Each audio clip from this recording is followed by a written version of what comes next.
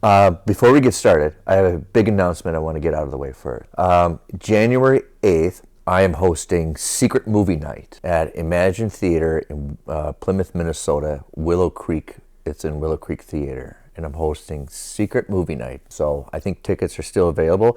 It's almost like 80% full already as we speak right now. For the St. Paul Filmcast, it's not about me. It's about my guests. Interview them, I learn about them. And then from the YouTube channel, with Kyle Nick on Film, with Kyle Gothy, it's almost like this kind of platform. We don't always agree. No, sure do. And we always get freaked out when we do. Like, what? You actually agree with me? What the hell? And you can find that on the YouTube channel. That's how professional of a show we have here, Kirk. Yeah, that's how we start the show. Don't know. Are we on? We're on, yeah. I think more higher followed podcasters than us ask if they're on. We're very loose, Nick. Hi, welcome to Movie Baiters. I'm Kyle. I'm Kirk. And we have Nick Palodichuk with us today. Yes. And Kyle's been on my show. He actually hosted. I hosted your show once, yes. Yes, you did. With the pan. Thank you for that, because what I needed was a thing I could say the pitch was based on when we were at Catalyst, and we've only done that pitch at Catalyst. I haven't submitted it anywhere else. So how this show works is we're going to interview you, and then we're going to talk non-spoilers about movies, then spoilers about movies, and then it gets cut into 3 pieces. We release it over the week. I like yours because your podcast is like an hour long, and it's an in-depth interview. You're like Mark Maron of St. Paul is how I look at you. Right. I really do limit very low editing. So I just record and go, unless I got an ad. But it's the St. Paul Filmcast I've been doing for almost 10 years. Why did you start that a decade ago? Well, that show started simply just to talk movies with a friend of mine that we no longer associate with, and now I do just interviews with other people. So now with the St. Paul Filmcast, I interview independent filmmakers from the Twin Cities area, and just interviewed film critics too that are from Minnesota as well. It's nice to get the whole spectrum of film, the filmmakers and the film reviewers. I was explaining to my brother, you're a professional film critic, correct? I could say professional, yes. Am I making loads of money doing it? No. Because you're also in education, correct? Right, yes. But I do get invitations to press screenings and the early editions for a lot of movies. That's a big deal. Just so you know, I'm also a bad host, and then I'll be looking at my notes throughout this show. And the more you laugh, the better I feel like I'm doing, so feel free to continue. But I'm a founding member of the Minnesota Film Critics Association, and it's been going on I think we've been active for about 6 years, and now we have a membership of well over 40. Whoa. So we're really expanding. We want to get national recognition. That's our goal, and to get recognition from the Academy Awards, that our collective group be one vote for each category of the Oscars. Whoa. And so you as a membership would get a vote? They have that for what are similar groups like that are in the Academy? There's a bunch of ones. There's New York City's Film Critics Associations. There's ones in Chicago's. There's a lot of other film critics societies all over, and it's great to be recognized from major distributions. We actually had to go to the theater. Now they encourage us to go to theaters. Oh yeah, because COVID. Yes. How long? When did you first go back to a theater after COVID? Oh gosh, it took me a long time to go, because you can just get the screeners sent to you, email-wise. Well, you can, because you're a professional film critic. I'm not a professional film critic. This is a debate show, not a review show. But I said, especially this year, I've been going a lot more than last year. I would say last year maybe I went to the theater 10 times. I went to the movie theater about 40, 50 times this year. Oh, nice. So nice. I'm kind of been better, yeah. And are most of those press screenings that you get to go to? Most of them are, yes.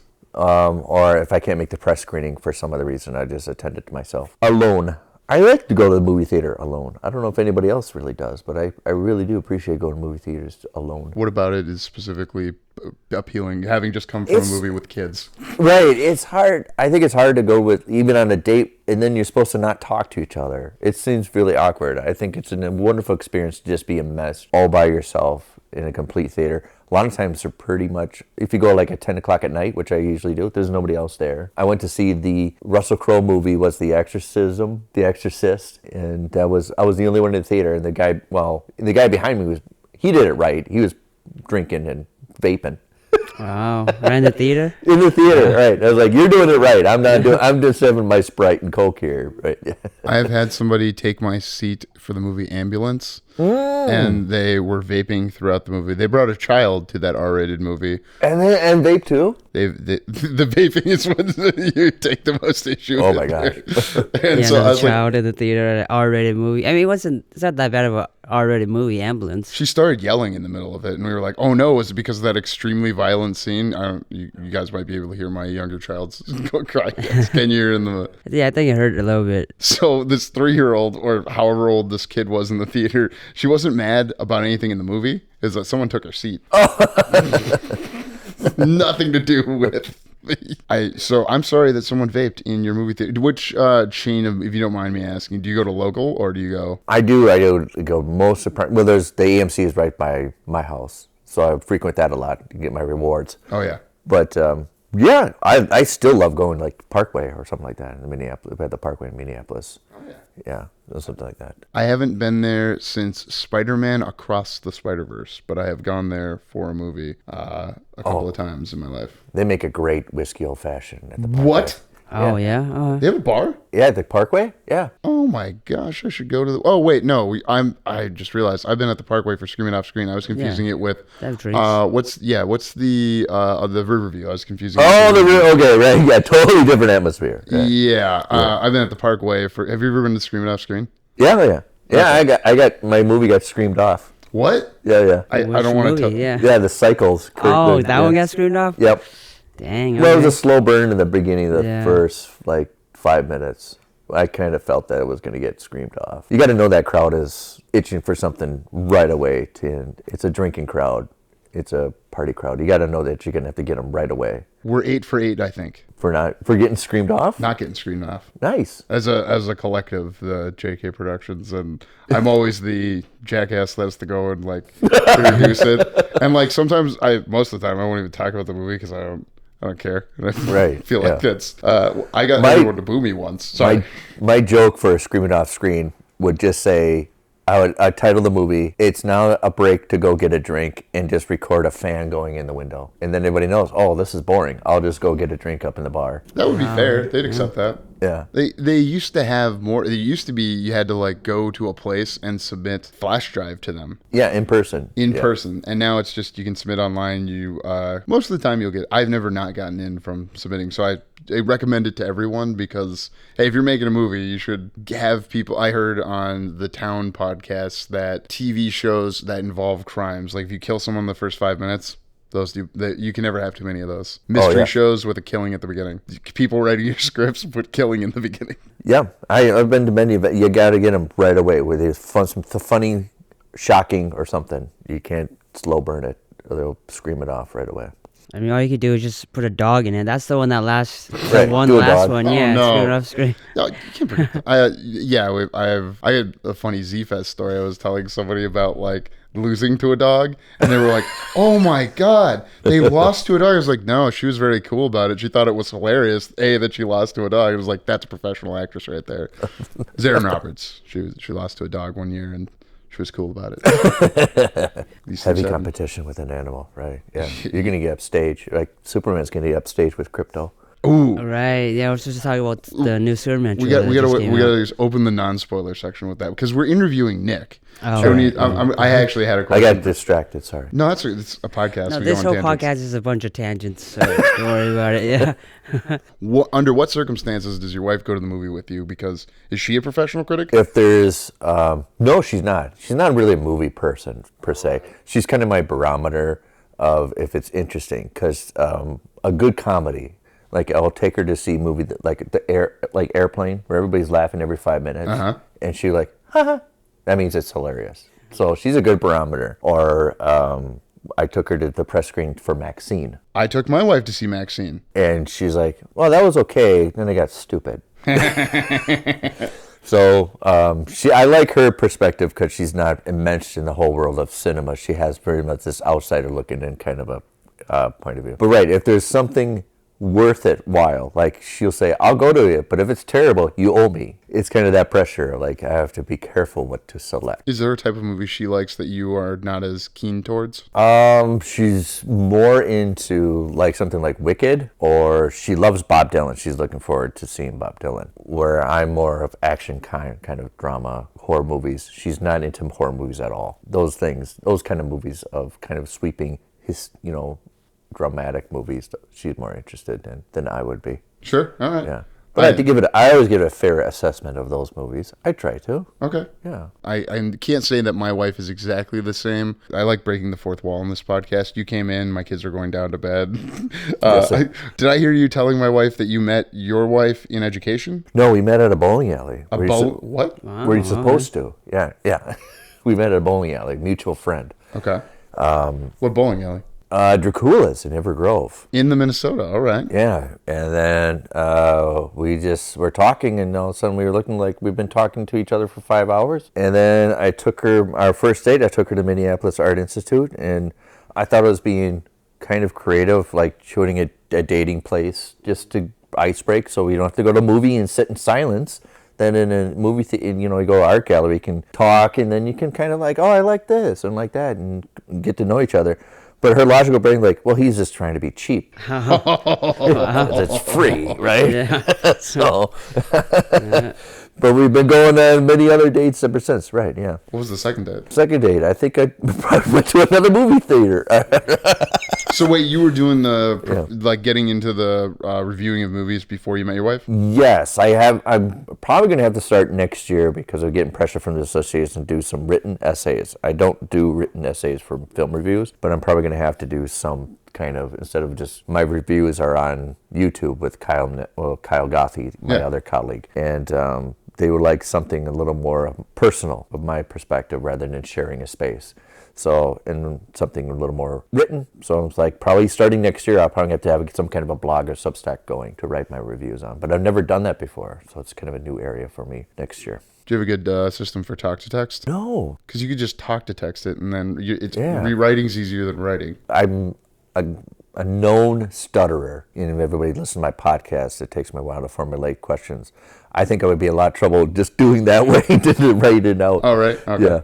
I hear you. Yeah. So how long ago did you start into film criticism? Is it 10 years? Is that what you heard? The association, I would say, joining the association is my legit foot into being a film critic. Just for that, I'm just being a casual consumer of movies. I used to work at a video store in the 90s. Oh, yeah. And during college. So from like 1997 to 2000, I was working maybe 40 to 60 hours at the video store. 40 to 60? Yeah. When did you go to class? During the day.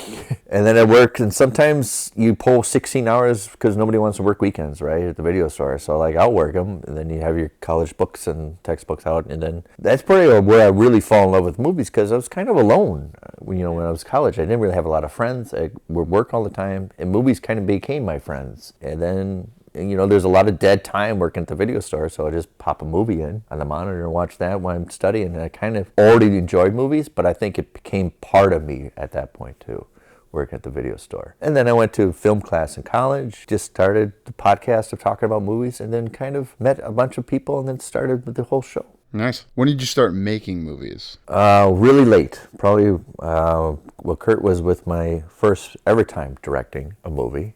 And so that was, 6 years ago? Maybe 2019, right before COVID, right? Or it was there. We had the whole COVID thing, so we couldn't have no more than 10 people on set. Yeah. And I made sure that we all tested before, and then we all tested afterwards. And we did have one kissing scene into it, like real kissing scene. So we made sure nobody had COVID before that. Kirk was on a kissing scene not too long Very ago. Well, we wrote intimate scene, yeah.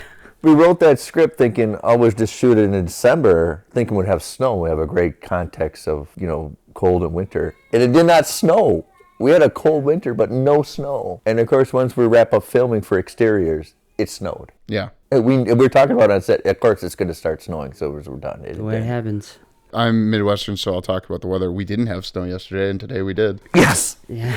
We got a lot of snow today. Yeah. I've got a question. I'll Go. give you I might have an answer. I was trying to give Kirk a good edit point. I hope you keep this in there. Who was it who was saying, I like when podcasts say, this in case this gets edited in or out, I don't care. My daughter left her the free bear I got at a work conference at her school today. So it's in her cubby. So now she's going to bed, and she needs it. She needs that bear, even though she's got 16 other stuffed animals. That it's a very special bear, Cal. I gave it to her. I know. I can relate. I need one of those. It makes noise, sounds like it's raining. Yes. I need that because I have horrible tinnitus, and I need that machine. And then Andy and I, we went for the summer, went to Chicago, and we're all getting ready for bed. It's like, oh, I left the machine at home. I forgot all about it. Just YouTube something, or does that work? We had to put the YouTube on. Okay. Or something like that. You're a comic book artist. Yes. And have been. When did that start? Like, I'm trying to put a timeline for you together. I didn't know the college video store. No, thanks. I haven't really thought about it. I think my first one to ever come out, my indie comic book, was 2017, and that was The Green Way, which is you're not supposed to do. It was a massive 300-page comic book. Wow. Right. That's the first thing you do. It's like, when you're a band, what's the first thing you're not supposed to, like a 10-minute ballad. Yeah.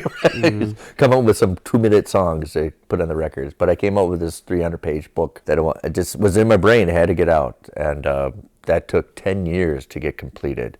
Whoa. Because I had the redrafts of writing it, and then finally was done. I finally got a script where it's comfortable.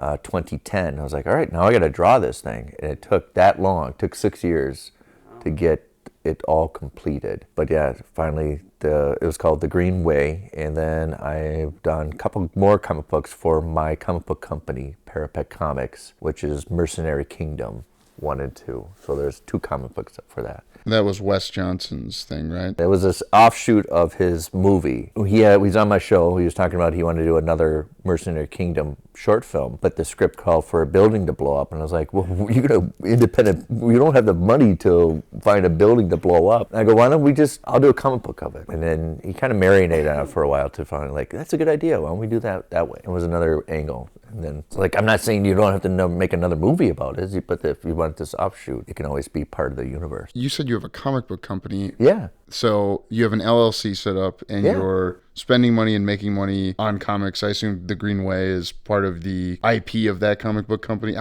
As someone with a company, this is a product of that company, theoretically. So Green Way, my novel, is not part of the LLC. It's part of just independent me. But the Mercenary Kingdom comic book is part of the Parapet Comics LLC. And in fact, it's at Mind's Eye Comic. It's on the shelf to buy as well. Nice. It's at the store. So what's your roadmap for the company? And like, I assume, what is it, like a 5-year plan you have of like, oh, we're going to get other titles? And We do. I just have to sit down and not being a film critic and watch movies and reviews. So we have, I'm working on an animated short film called Mallory, and we're going to convert that into another issue for the comic book. And then I have a sci-fi story called Outfront that we hopefully get out by the end of next year. At least book 1. That's going to be a 3-book comic book series. Okay. Each comic book would be 20 pages, so 3-page, collectively a 3-issue comic book series, sci-fi story called Outfront, which is a planet out in the universe that 2 mining companies are battling for dominance over their planet to mine the entire place. They can't share a place, and they're fighting, and they don't know if they've been abandoned or if they've just been communication's been cut off, or they're all alone, or has somebody won or overcompensated or competed. The competition's over. So hopefully I'll have that one done by the end, at least started or something kicked out by the end of the year. Did you write? I assume you wrote the script already, and now it's... Yeah. Okay. Yeah. The funny thing about Outfront is, when I was a kid, I drew this person in high school. So I was in high school from 92 to 96, and I drew this guy. He had a 5 o'clock shadow. He had a wiper blade haircut from the 90s, but he was very much like a Han Solo, Western kind of a guy. And I thought he should be in outer space or something. And I gave him the name Race Dyer. And I was like, he's been on the shelf for years, and I just sat last year writing this sci-fi story. I go, my God, it took me that long this is the story perfect for this guy. So I pulled out the old sketchbook. Go, there he is. So it took him that long from the '90s to find a story that fits for him. But he's been sitting there for so long. So you're a '90s kid. Oh yeah, and that means you were even younger in the '80s. Around movies in the '80s. And what was your? Are you from the Minnesota? Yeah.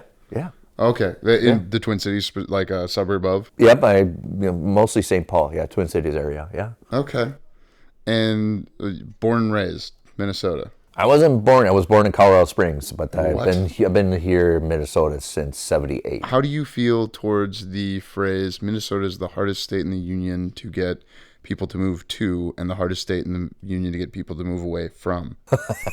I've never heard that, but I can kind of agree with that. It's very stubborn. It's very stubborn to get into. I say Minnesota is very hard to get included into groups of friends. Yes. But once you are, it's hard to leave them. It's almost kind of that kind of a mentality. Because I have a lot of people I'm moving to Minnesota, but I don't know anybody out here. And it's once you find that group, all of a sudden it's going to be you're almost like a cult. You're just going to do everything together. So Lutherans, yeah. Yeah.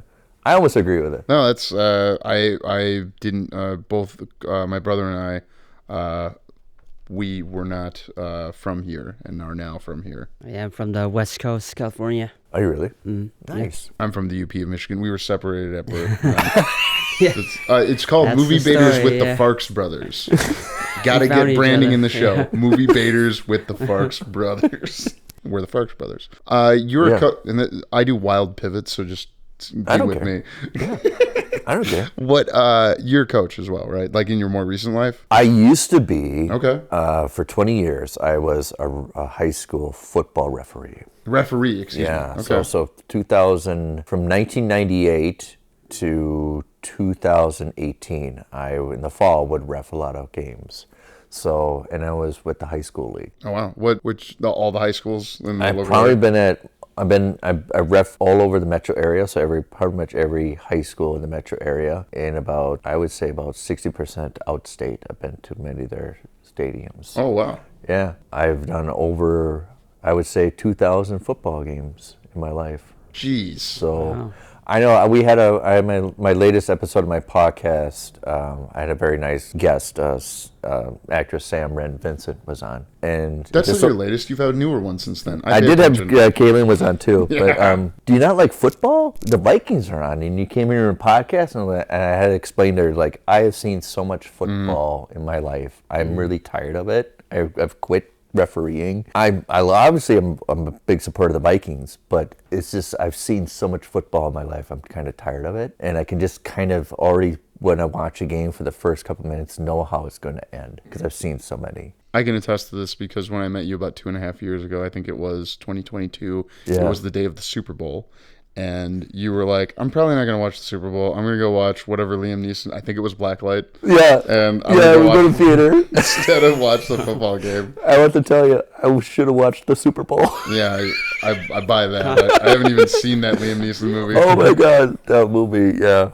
And you remember it. It's in your mind now. Yeah, I totally regret seeing that movie.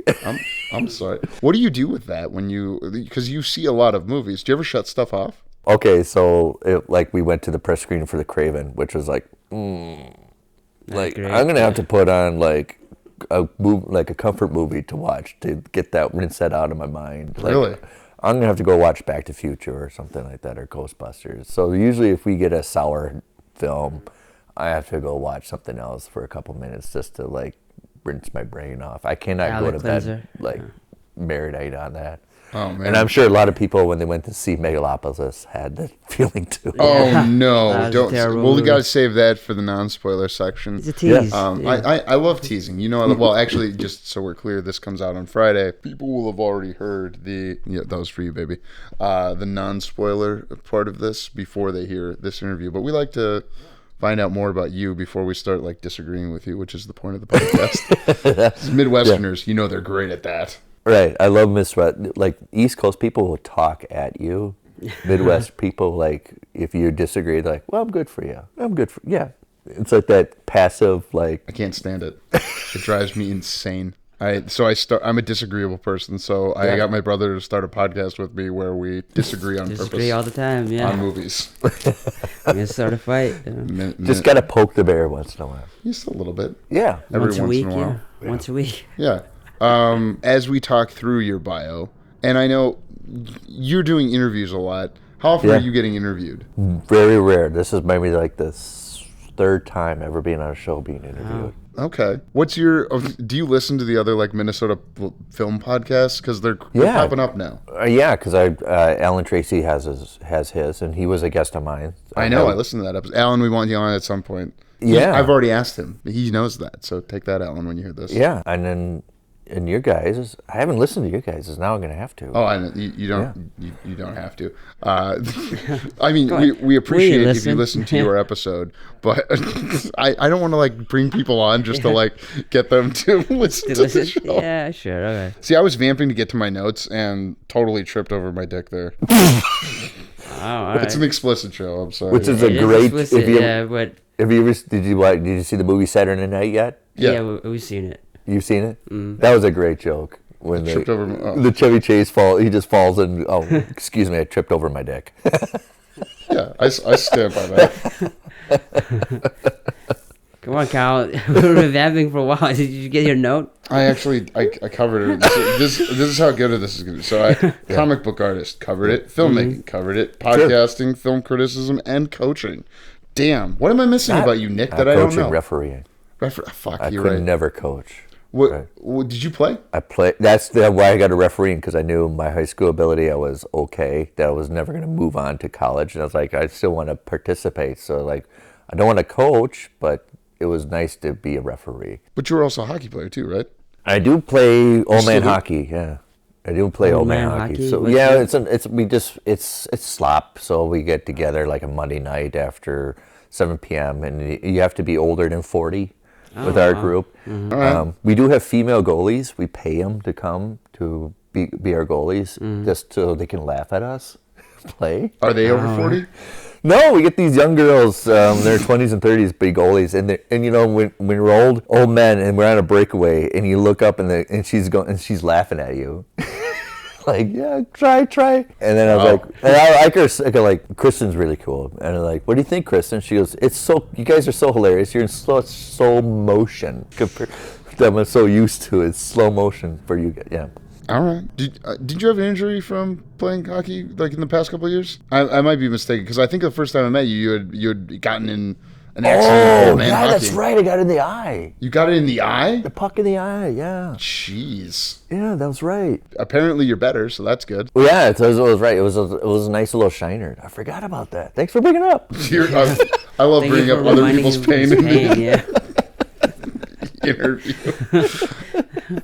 Yeah, okay, I do have a debate point for you. So I heard that on your film sets you like to have over 50% women, and that you won't do a film. Is this true? I'll let you defend. I'll let you state your own position. I said it many times before that I prefer to have 50% or more female on set for my films than men. And it does sound sexist, doesn't it? I don't know. What's your reasoning for it? I think it really sounds sexist. When we started incorporating female referees, and that happened probably starting at around 2010, the whole culture changed. And suddenly, it was like a flush of just not being like a frat house. Actually, a lot of people that I got along with better when we had female referees been part of the crew. And that was my start, and all of a sudden we would incorporate it. And I could see it, that it's not so much a dynamic of, you know, just because I want to, but I see a relative change of process when people work with more than a single gender involved. Oh, sure, okay. When I was a band, we had 2 females in the band. It was a 5, and I was a drummer. And it just changes how you interact with people. And we got along great we had a bass player who was female. She was a bass player and a keyboardist. And it was a lot more fun than just being an all-guy group, from my perspective. And so I always encourage, like I said, I would like to have more than half or more, because I think it has a flow to it that I think that I've seen performance better when it's not. I agree with you on the women women involved in the process thing, and a mix of people to begin with, not just sex specifically. Right. Sex in the term of, because we're not supposed to say gender. I guess we're supposed to say sex. Brother, you tell me what I'm supposed to say. You're the younger, more. I think sex and gender is fine, right? Yeah. I say sex fine. and then I hear myself saying sex in my head about it. Yeah. But I get upset when there's a movie and there's a crew of 8 men and all of a sudden one female actress and they're like, all right, fall in love with this dude. And there's like all these men around. How uncomfortable it is. So like when we did Cycles, the first thing I did was hire the actress. And with the actress, I encourage her to participate hiring the next actor that you're going to be in close proximity to. Okay. And then be involved with the step with it. And then they took it on themselves. Leah and Brian, they worked by themselves and they got a great rapport without me included to when we finally on set. They pretty much got it made. They rehearsed by themselves and so it felt very natural to do it. So I think where other directors would come in, I don't know that I care this much. And I've got to get to the other directors I can hear in my head going, no, but you want to be involved in the rehearsal process so you can help shape it and provide direction because that's what you're doing as a director. And that's one example. Yes. Where I'm more like focused on is like, I think it's hard to hit quotas. So that's where I disagree is like, I'm never going to have a quota, but What looking quota? for, What over quota? 50%. Oh, yeah. So I understand your. No, I understand. You're wasting time and energy. Like, no, I wanted this. I got to meet this quota. I just be told to people, right? Yeah, because making movies is hard, and making it harder, I'm always like, okay, but does it make the movie better? I agree with it. Does process. I agree with you on process. Yeah. I disagree with you. If you're in the business of constantly making movies all the time, yeah, why are you wasting your energy on just a manufactured quota where you can hire somebody that... I do agree with looking at broader pools of people. Yeah. So like, and I'm trying to think of the examples I could have in my own life. And usually I'm making shorts or webisodes. So yeah, you're much more active in making movies than I am. Oh, wow. Yeah. Thank you. Not lately, but Kirk, what have you seen on set? How do you feel towards what Nick has said? And what do you agree with? What do you disagree with? There's certainly less women on the sets I've been on. Guess it would depend on the production. Like Vanessa, she has a lot more women, but I don't think it's intentional. I think she just knows a lot more people. Yeah, who are women just who from want to be her, on set. Yeah. where she comes from, right? Mm-hmm. Yeah. And you got to broaden your. That goes back to what we were saying about Minnesota. Is people like to stay in their circles. Yes. I don't think I have a circle. I'm a man with a brother. Gotta drive that in, yeah. I like that. It's part of the I like that. We're the Farx brothers, you see. I like that. And there's a Mrs. Farx. You met her earlier. I referred to her so far in this conversation. But we got a bait in on the interview. Great. Who walks into an interview going, "Oh, I'm going to have a bait with this person"? Unless you're interviewing a president, one would hope. But Right. It's not as, for me, it's not as, and I should clarify myself, it's not an absolute marker that I didn't meet my quota, we're not doing a movie. Yeah. I am kind of an encouragement to have this marker. And I do agree with that. You're right. Yeah. Hey, let's try to. I want to meet my quota, but this person is a female, but she's a jackass. No, that defeats the whole purpose of what I'm trying to establish. Is I want to have it as much more of a comfortable space for everybody. Yes. And I see that through my experience of refereeing, through my experience working in a band, everybody has a more comfortable experiences when the balance of gender is played out. 3 years ago in my band, you weren't supposed to date anyone else in the band. Now there's a married couple and another couple, and it's like... So they threw that rule out the window then? I'm not here to judge Papa J and what he decides to do with his company. I just work for him, and it is a pleasure and an honor to continue to do so. Make sure Do you play an instrument? Not in the slightest. I'm a wedding DJ. That's how I fund a lot of my movies. Okay. Is that, or at least my portion of the movies we make, is I got into it over 10 years ago, and then the paychecks went up, and yeah. So I was like, Stand attention, yeah. I'll keep doing this, and you get to go to a party, and people dress nice, and sometimes there's drinks, and I'm just pressing buttons. Yeah. I get it. Yeah, Right. my life's dream is to make a TV show about wedding DJs. Yeah, the hitch list. Oh God, it won't work unless you have like some kind of like HBO, like really show like FX is where my heart is, because not I safe for work, when you can have not safe for work dialogue for that wedding DJ kind of a thing. I have heard many. I'll give you an example of a story I don't think I've told in a long while. Is going out to talk to a groom and a best man brothers at a fancy country club, let's say in the west suburbs of the cities. Yeah, okay. And we're on this, like, it's a balcony. It's I've been there since with the band, and it was like, oh, they put something up so you can't do what I'm about to tell you in the story. They're both taking a whiz off, and they invited me to do it. Now, I don't know you to tell you whether I did or not, but I had maybe 2 to 3 minutes because of I'm playing music. So I had come to like tell them, hey, we're going to be doing this and we need you out there for, I don't know, garter toss or something like that. Yeah. But being invited to pee with 2 brothers. It's a special moment. You won't forget it. You have to take advantage of it. I'm telling you guys now here that I did pee. Nice. And I made it back in time.